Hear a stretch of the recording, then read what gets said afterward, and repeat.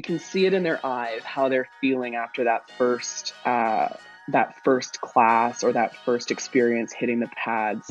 And we have so many clients that came in. Maybe they were a little intimidated, maybe they were injured, maybe they were heavier than they wanted to be, and not feeling confident in their bodies. And then they get into that room and they realize that no one's watching them, no one's judging them. It's okay if they're falling behind, if they're in a different physical space than someone else. They can just enjoy the experience and be inspired. I love seeing people feeling good in their bodies and feeling strong. But to me, what is really a win is when we see people go through that mental and emotional transformation. Ladies and gentlemen, welcome to another episode of the Budo Brothers podcast. You got Eric and Kyle. And today we have a very special guest, Kealan Bailey, Vice President of Training and Development at Rumble Boxing. Kealan, welcome to the show. Now, hey, thanks, guys. My pleasure to be here. No problem. We met you probably a few years ago now. I know I did some Rumble classes, and for anybody that's listening, Rumble is a fitness style martial arts program using boxing, and I do think they do a little bit of Muay Thai stuff in their one-on-one drills. But I got such a good workout and was so impressed. But where we really know you from is we did an initiative back a while ago where we flew up Michelle Watterson, and you helped us raise some money for the Budo Youth Fund. So everybody listening, this person is a star. She's super passionate and one of the best motivators I've ever seen. Kealan, tell everybody a little bit about yourself. Yeah, for sure. So I'm one of the founders at Rumble, and our product is Fight Club meets Nightclub is what we do. So our goal is to bring the fun side of boxing and make it approachable and something fun that everybody can do. And we host that in a nightclub setting. So the classes are set to the beat of the music, the lights are dark, it's a fun, like full immersive, physical, mental, emotional experience. So that's really our bread and butter, what we do at Rumble. For myself, I came to martial arts in my early 20s, came to it through Muay Thai. So that was my background in martial arts. Just fell in love with the sport. I always rode horses when I was growing up. That was my thing for, the first 20 plus years of my life. And then found martial arts and really fell in love with Muay Thai. So I've been doing that, over 10 years now, coming up on 15, I guess, years doing Muay Thai. Got a few fights under my belt, and then had the opportunity to collaborate with some other really incredible and inspiring entrepreneurs to open Rumble in Calgary in 2016. And since we opened our first location on 17th Ave, we've now since opened 3 more, with our 5th corporate store opening in Toronto later this winter. Wow, so explosive growth from the sounds of things, because I think when we first met you, I think you only had 1 or 2 studios. Just the 2. Yeah, I think when you guys came through, in 2019. So before we all knew what a global pandemic was, we were doing some cool stuff in the studio. And then, since I met you guys in person, we have launched 2 locations in Vancouver.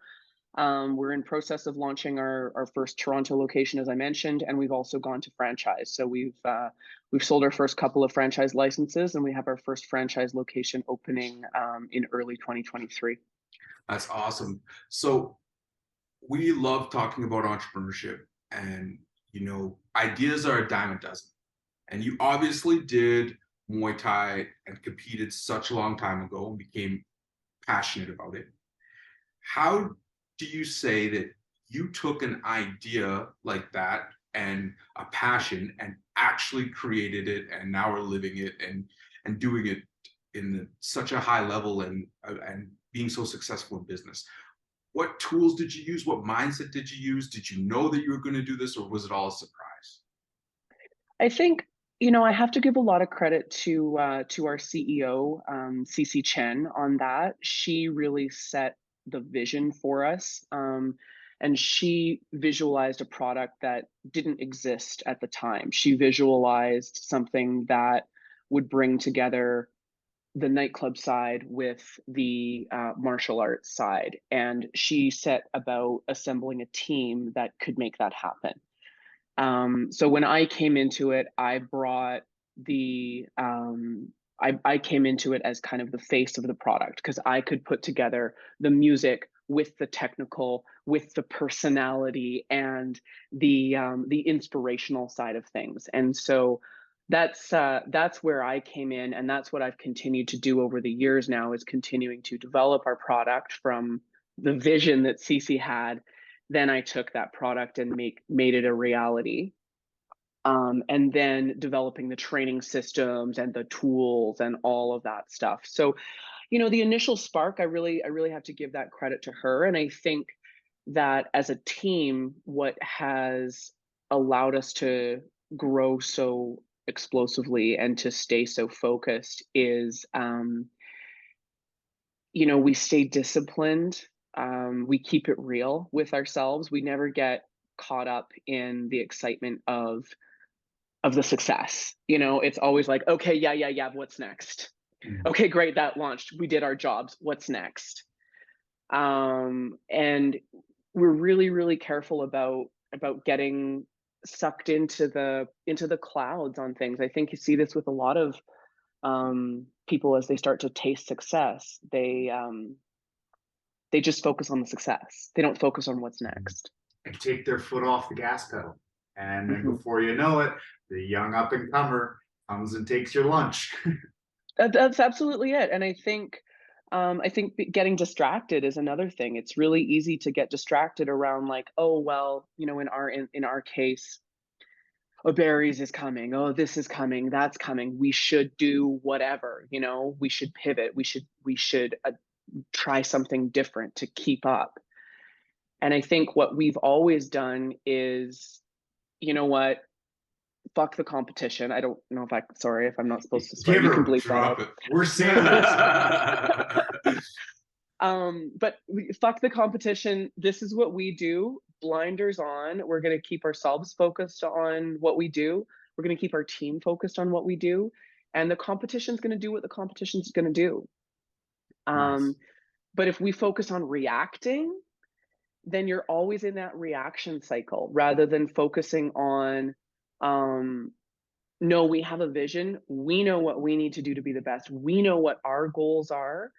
And we're going to achieve those goals. And those goals are always lofty. And, sometimes, especially with this global pandemic, it's taken us maybe a little longer to hit some of those goals. But I can't think of one that we haven't hit as a business. Nice. I want to hear more about that, because the pandemic knocked out a lot of businesses, and a lot of businesses did not survive. They were forced to close. I want to know what it was like to all of a sudden get the notice that your physical location is to be shut down, and you're going to have to just figure it out. And by the way, you still have to pay rent. Yeah. Walk us through that. Yeah, it was wild. There's nothing else to be said for it. It was wild. And we were of the mentality in the early days, before we really knew what was going to happen, we were of the mentality that we'll continue to operate, and before we had any concept of the scale of anything. And then I remember the Monday before the official closure, we were trying to operate the business that day, and you could just feel the fear from staff and from clients and whatever. And so we decided that night to voluntarily close. I remember we were checking the 6:30 class in, and I was like, no, we're good, we're open, no worries, guys, because clients were afraid. They were asking us.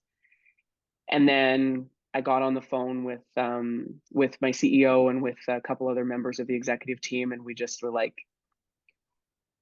this is the direction this is going. We gotta stop now. We gotta close now. And then the next day we would have been mandated to close. But I remember that feeling the next day of just like, it was like being punched in the gut. You just felt I woke up the next day and I was like, I got nothing. I don't know what to do. Um, but we we were so fortunate going into that because we had managed our business since day one, um, always with a startup mentality. So we never operated any level of our business with any extra fat. So all profit just went straight to the bank account and stayed there. We always operated our business kind of from that, not a scarcity mindset, but from a mindset of we got to be ready for anything. You put some reserves in the tank for a dark day. Yeah, and we had done that since we opened in 2016. And so we were in a good position financially. We had an incredible group of we have, I should say, an incredible group of shareholders who supported us and, you know, stepped back and didn't take dividends, didn't request anything. They just let us do what we needed to do. So we were very, very fortunate as opposed to many smaller businesses that maybe didn't have that luxury of having access to cash. So did you Go have ahead. to raise money or take debt, or what did you do to, I mean, you obviously had some reserves, Yep. but I mean, We did take It was on a long debt. time. We jumped in immediately with BDC. I think BDC put out the small business loan, and we were the first loan that they gave in Canada. We were the very first one. wow. On it. So we were on it. Yeah. Staying alive. And so we just gathered up everything that we could right at the beginning of the pandemic, not knowing what things were going to look like. We just gathered everything we could so that we knew that we could weather whatever was ahead. And then from there, it became a matter of pivots. And I think that's the other thing that we really focused on throughout the pandemic was how can we pivot, obviously to serve our community. That's important, and that's why we're here, right? Is to serve our community, and our community is who is going to get us through this. That's who needs to come through. But we also really tried to pivot in ways that would allow us to put cash in the bank as well. And to never just be in that situation where the doors are open and you're just burning through packs without any revenue coming in. I know that was a huge problem for a lot of fitness studios. So did you switch to Zoom? How did you keep revenue coming in the door? We switched to Zoom, but I think the most important thing for us that allowed us to see it through is that we're not just a single product studio. So we do have, you mentioned at the beginning, Kyle, we've got the heavy bag product. That's our primary product. But we have a really robust personal training team and a really robust personal training product. And so we leaned into that hard.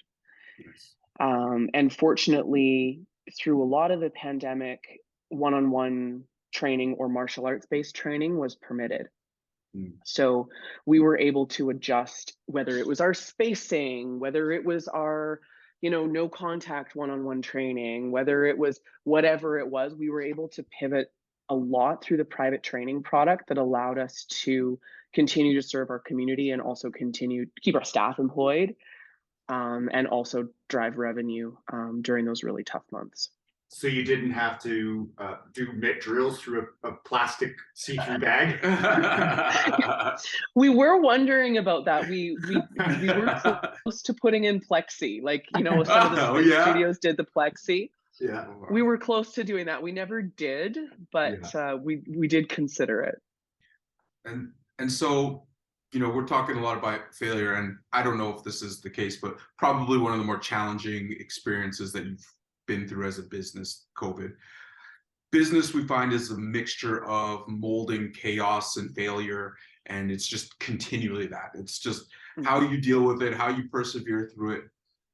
What do you do to deal with failure and cope with constant chaos? And how do you organize it so that you got through times like that? And how do you keep yourself sane? Like, do you meditate? Do you just use fitness? What do you do? Yeah, that's, I mean, great questions. I think to answer the first part of the question on how do you deal with failure and how do you keep moving forward, it's always having not just plan A, but A, B, C, D, E, F, G, and on and on and on. And we learned pretty quickly for the first couple of pivots um, what those plans could look like. So then we started laying out, okay, well, if the government does this, we're going to do this. If they do this, we're going to do this. If they do this, we do this. And then it was a lot easier to be prepared ahead of time because we'd already thought through all of the scenarios. And it was just a small tweak to, they sent out this set of regulations and we could just make a small tweak to one of our options and off we went.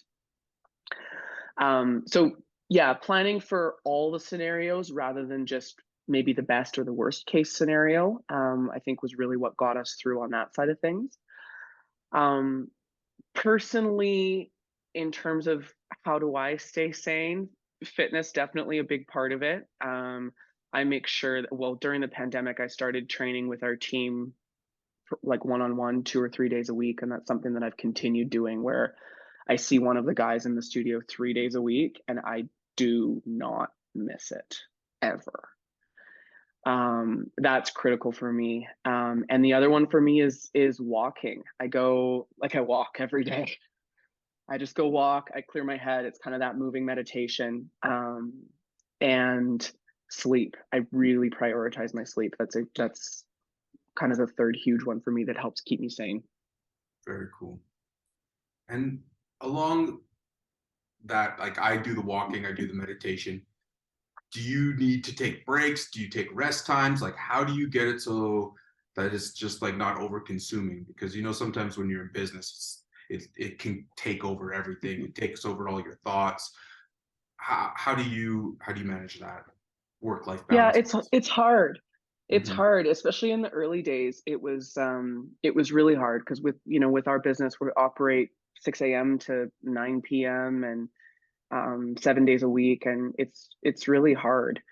I think the biggest thing that's helped me with that is assembling a phenomenal team. So they handle so much of the day-to-day now that it really takes a lot of pressure off of myself. And then I do have to force myself to unplug sometimes. I have to force myself. That's part of why I train.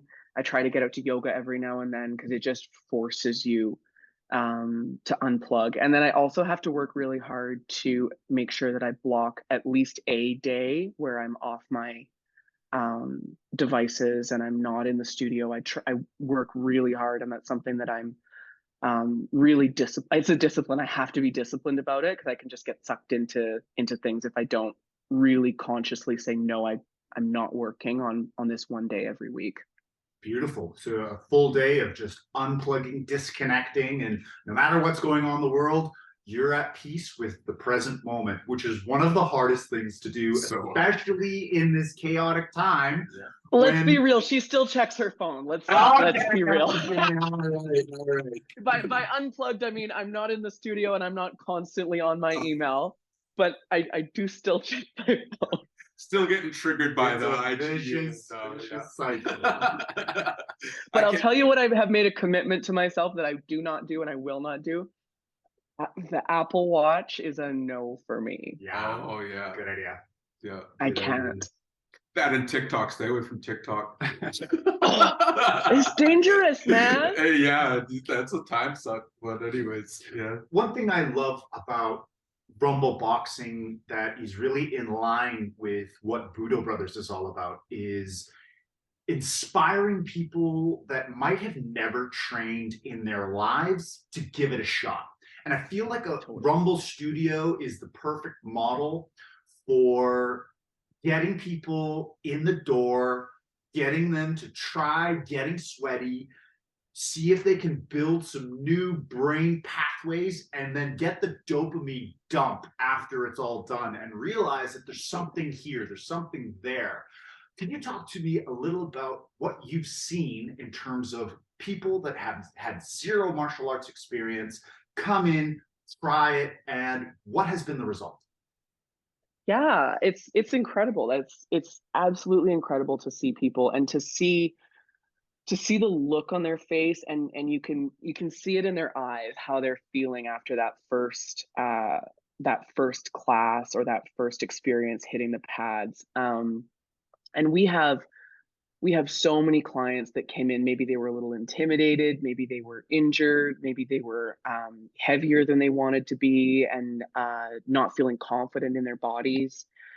And then they get into that room and they realize that no one's watching them, no one's judging them. It's okay if they're falling behind, if they're in a different physical space than someone else, they can just enjoy the experience and be inspired.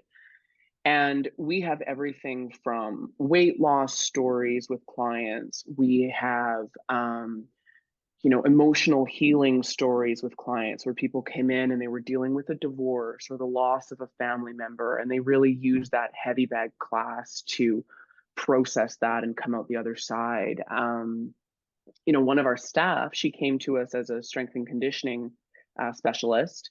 Wasn't really into boxing, but liked the vibe and thought she would try it out, and fell in love with boxing. And now she's on the road to becoming a pro fighter. Like she just, Whoa.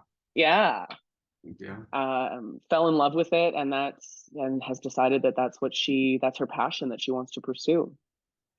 So Fantastic. we have all walks of that. We have people that we have people in wheelchairs that come in and they do the one-on-one training when they can hit pads and fully experience that. Yeah, we've had every possible scenario that you can imagine, and I always see the um, the feeling of empowerment on people's faces, and you see it in their bodies too. They can, as they come in, maybe they have a posture change when they come out the other side.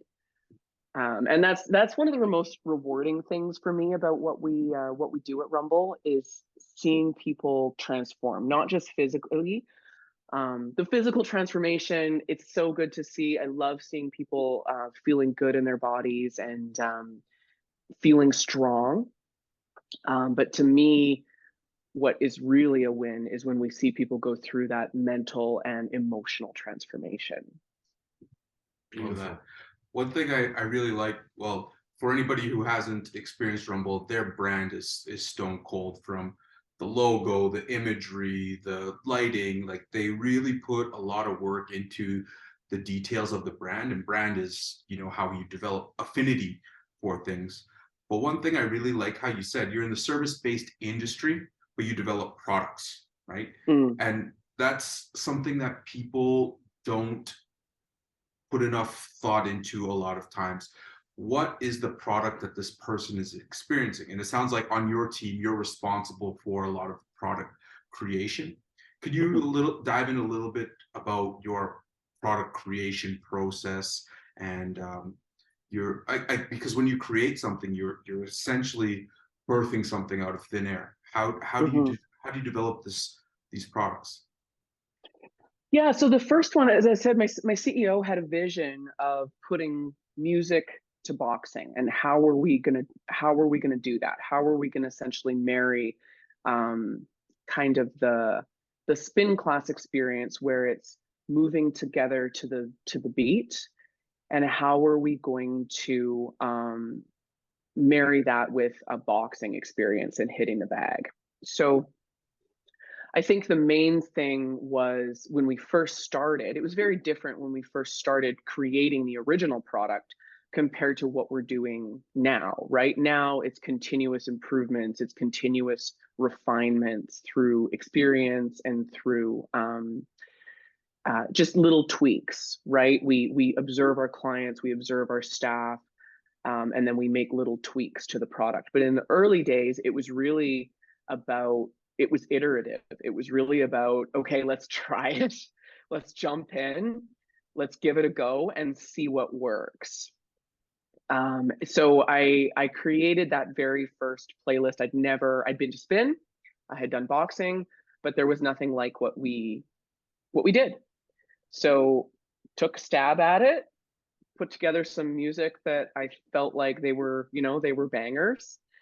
And we just worked on practicing and trying to figure it out ourselves. And I think through that process, we refined and refined and refined. And the only way I can describe it is just iterative and getting A, really curious about what works, but B, to be honest, hypercritical about what works and what doesn't. And just really setting very clear standards and very clear expectations, because now our challenge is we're growing at such a rate where we don't have time to let people experiment the way that we did. We don't have time to let people try and fail the way that we did before we opened. So then what it has become over the last 4 to 5 years, once we kind of got through that initial year of, opening, then what it's really come down to is systemizing. And this is where I really have done a lot of work, is taking what's in my head and translating that into scorecards, systems, and processes that can be replicated. That's such a challenge, and that's definitely one area in our business that we're really focusing on right now as well, is that systemization. We're so good at operating in the chaos. We're firefighters, we're wartime generals, and we enjoy it. Where we fall behind is getting that systemization, getting that repeatable recipe to duplicate results consistently. And so that's really valuable for us to hear, because that's kind of the phase in our journey that we're at, where we're really trying to bring those systems into place. With your business, it obviously sounds like your systemization needs to be so that when a franchise owner takes it over, they have the script, and it's a winning script. And all you have to do is follow these steps, run this protocol. Here's your marketing material, hit the ground running. Has there been one area of that process that has been more challenging than others, to make it so that someone can grab a franchise, hit the ground running, and run a profitable business right out the gate? I think it's the people side, right? Because your people are your most unpredictable, and your people are the magic. They're the special sauce that makes it phenomenal, right? You can systemize, you can drill down as deep as you want into the systems, but at the end of the day, you're going to run across people that can deliver the systems, but they're missing the spark. They're missing that something special that's going to connect with people and makes me want to say, I want to come back, and I want to experience what this person has to offer again. And so it's finding the people that can deliver on the systems, but then also bring their own special spark, their own special it factor to it. And I think that's the biggest challenge, is creating the systems so that they're easily followed and easily duplicated, but also finding a way to systemize, you have to almost systemize allowing people to have that creative space to do what they need to do. There needs to be enough structure, but also a little bit of leeway and flexibility for people to do what they do, because that's really where the magic is. Absolutely. And it just highlights the importance of soft skills, especially in a service-based business. A lot of people focus on all the hard skills. I know accounting, I can execute, but the intricacies of personal interactions are often underestimated with their importance. And I feel like your business is definitely heavily reliant on providing that exceptional connection and that experience where someone comes in and walks out a different person. We're a relationship business, right? We're in the business of building relationships and inspiring. And that's, you can have all the hard skills you want, but if you can't create authentic connection with someone, then it's just never going to be the same. Love it. So what's next for Rumble Boxing? What do you have in your crosshairs? Let me tell you. Yeah,